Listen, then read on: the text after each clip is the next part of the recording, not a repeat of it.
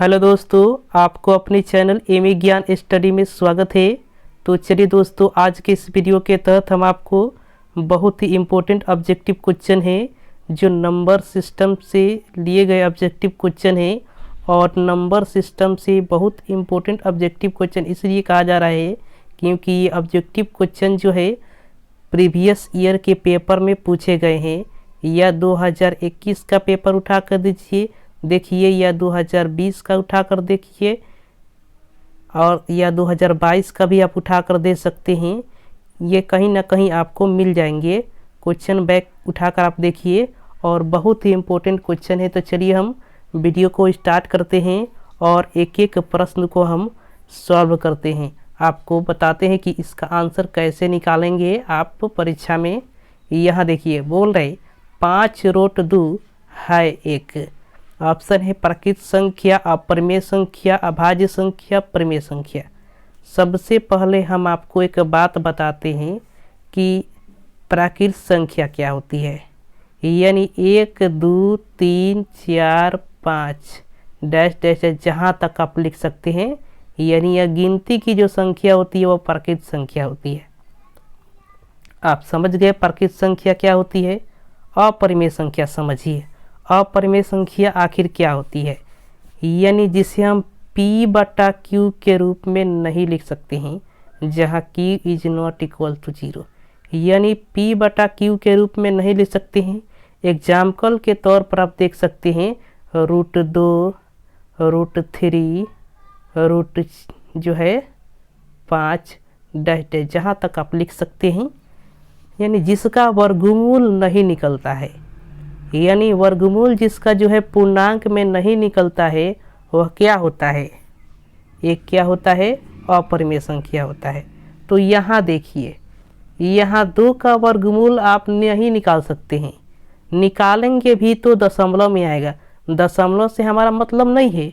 आपको एक संख्या मिल जाए, प्राकृत संख्या मिल जाए, तब कहेंगे कि वर्गमूल सही है।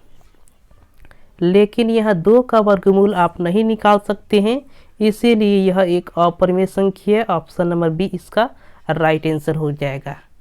इसी प्रकार यहाँ देखिए अगला क्वेश्चन। अगला जो क्वेश्चन बोल रहा है कि 6 प्लस रूट में 2 है 1। तो 6 प्लस रूट में 2 है, यानी किसी भी परिमेय संख्या में एक अपरिमेय संख्या जोड़ देते हैं तो पूरी संख्या एक अपरिमेय संख्या हो जाती है। आपने क्या सुना कि कोई भी परिमेय संख्या है, उसमें अपरिमेय संख्या जोड़ दे या घटा दे तो पूरी संख्या जो होती है अपरिमेय संख्या हो जाती है। यहाँ 6 एक परिमेय संख्या है, लेकिन रूट में 2 एक अपरिमेय संख्या है। तो एक परिमेय संख्या में अपरिमेय संख्या को जोड़ दिया गया है, जिससे क्या हो गया कि एक अपरिमेय संख्या बन गया है। ऑप्शन नंबर बी इसका राइट आंसर हो जाएगा। आप इतना बात समझ गए होंगे। चलिए अगले क्वेश्चन की तरफ चलते हैं। कह रहा है कि 5.2333 डैश डैश डैश जहाँ तक आप लिख सकते हैं है। ऑप्शन है पूर्णांक संख्या, अपरिमेय संख्या, परिमेय संख्या, इनमें से कोई नहीं। तो यहाँ इसको इतना लिखने से अच्छा है हम इसे इस प्रकार से लिख सकते हैं 5.233 के ऊपर बार, ऐसे लिख सकते हैं। और ऐसे लिखी हुई सभी संख्याएं क्या होती है, परिमेय संख्या होती है। तो इसका राइट आंसर हो जाएगा ऑप्शन नंबर सी, परिमेय संख्या। चलिए अगले क्वेश्चन की तरफ चलते हैं। कह रहा है √2 है 1। तो √2 क्या है, √2 एक अपरिमेय संख्या है। ऑप्शन नंबर बी इसका राइट आंसर हो जाएगा। आप देख सकते हैं। चलिए यहाँ देखिए 1/√3 किस प्रकार की संख्या है। ऑप्शन है अपरिमेय, परिमेय, ए और बी दोनों, इनमें से कोई नहीं। तो किसी भी संख्या में एक अपरिमेय संख्या से भाग दे देते हैं। यानी एक परिमेय संख्या मान लीजिए a है, इसमें एक अपरिमेय संख्या b से भाग दे देते हैं, मतलब √b से भाग देते हैं। तो भाग देने के बाद पूरी संख्या एक अपरिमेय संख्या बन जाती है। तो यहाँ √3 एक अपरिमेय संख्या है और 1 में भाग दिया गया है, तो यह एक अपरिमेय संख्या बन जाती है। तो अर्थात क्या होगा, इसका राइट आंसर हो जाएगा ऑप्शन नंबर ए, यानी अपरिमेय संख्या। चलिए यहाँ देखिए जो क्वेश्चन बोल रहा है कि निम्नलिखित में कौन अपरिमेय संख्या है। तो अपरिमेय कहने का मतलब है जिसका वर्गमूल नहीं निकलता है। तो यहाँ 64 है, 64 का वर्गमूल 8 हो जाएगा, 36 का वर्गमूल 6 हो जाएगा, 81 का वर्गमूल 9 हो जाएगा, 25 का वर्गमूल 5 हो जाएगा। लेकिन 8 का वर्गमूल नहीं निकलेगा, इसे 2√2 लिख सकते हैं और इसे क्या लिख सकते हैं, नीचे में 3। तो ऊपर रूट में 2 मिल गया हमको, मतलब क्या हुआ, इसका वर्गमूल नहीं निकला, तो यह एक अपरिमेय संख्या हो गया। आपको ध्यान रखना है, यानी जिस संख्या का वर्गमूल आप नहीं निकाल सकते हैं वे सारी संख्याएं क्या होती है, एक अपरिमेय संख्या के श्रेणी में आती है। इतना बात आपको ध्यान रखना है। चलिए अगले क्वेश्चन की तरफ चलते हैं। देखिए कह रहा है 1440 में 2 का अधिकतम घात क्या है। अधिकतम घात ज्ञात करने के लिए सबसे पहले हम क्या करते हैं, यह 1440 का अभाज्य गुणनखंड निकालते हैं। लेकिन यहाँ अभाज्य गुणनखंड आप मत निकालिएगा, टाइम लगेगा। आप 2 से सिर्फ भाग दीजिएगा। इसमें 2 से भाग देने पर 7 दूना 14, 2 दूना 4, 720 फिर से 2 से भाग लग जाएगा, तो क्या हो जाएगा, यहाँ 3 दूना 6 और 6 दूना 12, 360 फिर से लगेगा। तो 360 में फिर से 2 से हम क्या करते हैं, भाग दे देते हैं। तो यहाँ 180 हो जाएगा, यहाँ 2 से फिर से भाग दे 90 हो जाएगा, 90 में 2 से फिर से भाग दे देंगे 45 हो जाएगा। अब 2 से भाग नहीं लगेगा, इसी 2 की संख्या को गिन लेते हैं। 1 2 यानी 2 गो 2 है और 3 4 5, यानी 2 की संख्या कितनी है, 5 बार है, यानी 2 के पावर 5 है। तो 2 का अधिकतम घात पूछ रहा है, तो 2 के पावर 5 है ना, तो 2 का अधिकतम घात क्या हो जाएगा, 5 हो जाएगा। ऑप्शन नंबर सी इसका राइट आंसर हो जाएगा। इतना बात आप समझ गए होंगे। यानी जिस संख्या का घात पूछ रहा है उस संख्या से भाग दीजिए और जितनी बार वो संख्या क्या होगी, भाग देने में शामिल होगी, वही उसकी संख्या उसकी घात हो जाती है। ऑप्शन नंबर सी इसका राइट आंसर है, आप देख सकते हैं। चलिए कह रहे 25/48 का दशमलव रूप क्या है। तो किसी भी संख्या का दशमलव प्रसार हम ज्ञात करते हैं, अगर वह नहीं कटता है तो वह अशांत होता है, मतलब कटते जाता है फिर दोहराने लगता है तो अशांत हो जाता है।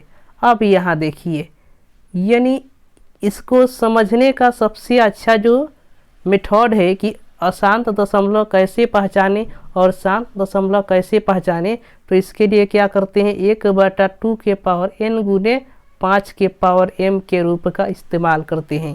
48 का क्या कीजिए, आप अभाज्य गुणनखंड कीजिए। तो 48 का अभाज्य गुणनखंड करेंगे तो 2 से पहले करेंगे तो 2 क्या क्या होगा, 24 हो जाएगा। इसी प्रकार यहाँ 2 यानी 12 हो जाएगा, इसी प्रकार 6 हो जाएगा, उसी प्रकार यहाँ 3 हो जाएगा। तो यहाँ 2 तो है लेकिन 3 अलग से हमको मिल जा रहा है, क्योंकि हमको 3 नहीं चाहिए था, फिर भी 3 हर में मिल जा रहा है, तो ये क्या हो जाएगा, अशांत हो जाएगा। हमको चाहिए था 2 और 5, 2 और 5 के अलावा अन्य संख्या नहीं आना चाहिए था हर में, तो क्या हो जाएगा, यह एक अशांत आवर्ती हो जाएगा। चलिए इतना बात आप समझ गए होंगे। यहाँ देखिए, यह क्वेश्चन बोल रहा है किस प्रकार की संख्या है, मतलब 7 गुने 11 गुने 13 प्लस 13 किस प्रकार की संख्या है, यह क्वेश्चन परीक्षा में पूछा गया है, इसलिए इस क्वेश्चन को लेकर आए हैं। यहाँ देखिए सबसे पहले इस संख्या में से 13 कॉमन लीजिए, तो क्या हो जाएगा 7 गुने 11 प्लस 1 हो जाएगा। उसके बाद से 13 गुने क्या हो जाएगा 11 साते 77 प्लस 1 78 हो जाएगा। चूँकि यह पूरी संख्या क्या हो जाइए 2 से कट रही है, और जो संख्या है 2 से कटती है वह कौन सी संख्या होती है, सम संख्या होती है। तो विषम संख्या तो नहीं होगा, विषम संख्या को हम क्या करेंगे काट देंगे। अब हम जानते हैं यहाँ अभाज्य संख्या लिखा है। अभाज्य संख्या वह संख्या होती है जिसका अभाज्य गुणनखंड नहीं कर सकते, लेकिन तो यह गुणनखंड के रूप में हमको मिल गया, तो ये अभाज्य संख्या भी नहीं होगा। तो क्या हो जाएगा भाज्य संख्या, ऑप्शन नंबर बी इसका राइट आंसर हो जाएगा। इतना बात आप समझ गए होंगे। हमने सॉल्व किया तो हमको क्या मिला 13 गुना यानी 78 मिला। तो ये 2 से कट जाए, क्योंकि 78 2 से कटने वाला है तो पूरी संख्या 2 से कट जाएगा, क्योंकि गुना में 2 से भाग देंगे तो कट जाएगा पूरा संख्या। इसी तो क्या हो जाएगा विषम संख्या हो जाएगा, विषम संख्या नहीं होगा। इसी प्रकार अभाज्य संख्या भी नहीं होगा, तो लास्ट में क्या बचेगा भाज्य संख्या बचेगा। ऑप्शन नंबर बी इसका राइट आंसर हो जाएगा। चलिए अगले क्वेश्चन की तरफ चलते हैं। अगला जो क्वेश्चन बोल रहा है 11/25 का दशमलव प्रसार है। हमने आपको कुछ देर पहले बताया कि उसी का दशमलव प्रसार शांत होता है जिसके हर में 2 के पावर n और 5 के पावर m के रूप का जो है गुणनखंड प्राप्त हो। तो 25 आप देखिए 25 को हम क्या लिख सकते हैं 5 का स्क्वायर लिख सकते हैं।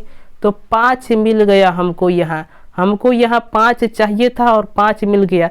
2 नहीं आया उससे कोई बात नहीं है, 5 तो आया है ना। तो इसका राइट आंसर क्या हो जाएगा 7 दशमलव होगा, क्योंकि 5 हमको मिल गया। 5 के अलावा कोई अन्य संख्या नहीं मिलना चाहिए। 2 और 5 के अलावा कोई अन्य संख्या हमको नहीं मिलना चाहिए, चाहे एक ही बार कोई संख्या इसमें से 2 और 5 में से क्यों ना आए, लेकिन इन दोनों के अलावा अन्य संख्या नहीं होना चाहिए। यहाँ देखिए समझ गए होंगे। अगला क्वेश्चन देखिए। अगला क्वेश्चन में 14 दिया है, तो 14 का अभाज्य गुणनखंड कीजिए। तो गुणनखंड करने के बाद क्या लिख सकते हैं 2 गुने 7 लिख सकते हैं। हमको यहाँ 2 तो मिला, लेकिन 7 अलग से मिल गया। हमको क्या चाहिए था 2 और 5 चाहिए था। 2 और 5 के अलावा अन्य संख्या नहीं चाहिए। तो 2 और 5 के अलावा अन्य संख्या 7 आ गया। तो यह जो होगा अशांत दशमलव होगा। ऑप्शन नंबर ए इसका राइट आंसर हो जाएगा। आप समझ गए होंगे। चलिए अगला क्वेश्चन जो बोल रहा है कि 11/15 का दशमलव प्रसार होता है। तो 15 है ना, इसका अभाज्य गुणनखंड क्या होगा 3 गुने 5। यहाँ तो 3 भी अलग है, तो यहाँ 5 तो हमको मिल गया, लेकिन 3 अलग से मिल गया। हमको 3 नहीं चाहिए था, फिर भी हमको 3 मिल गया। तो इसका दशमलव प्रसार अशांत होगा। ऑप्शन नंबर बी इसका राइट आंसर हो जाएगा। तो चलिए दोस्तों, मुझे उम्मीद है कि आपको ये सारे क्वेश्चन समझ में आया होगा, अच्छे से समझ में आया होगा। समझ में नहीं आया वीडियो को फिर से देखिए और शुरू से वीडियो को देखिए। और अगर वीडियो अच्छा लगा है तो वीडियो को लाइक कर दीजिए और चैनल को सब्सक्राइब कर दीजिए, ताकि जितने सारे हम वीडियो आपके लिए लेकर आए, आपके बोर्ड परीक्षा के लिए जितने सारे ऑब्जेक्टिव क्वेश्चन सब्जेक्टिव क्वेश्चन लेकर आए, उन सारे वीडियो का नोटिफिकेशन आपके पास जाता रहे। तो चलिए दोस्तों, धन्यवाद।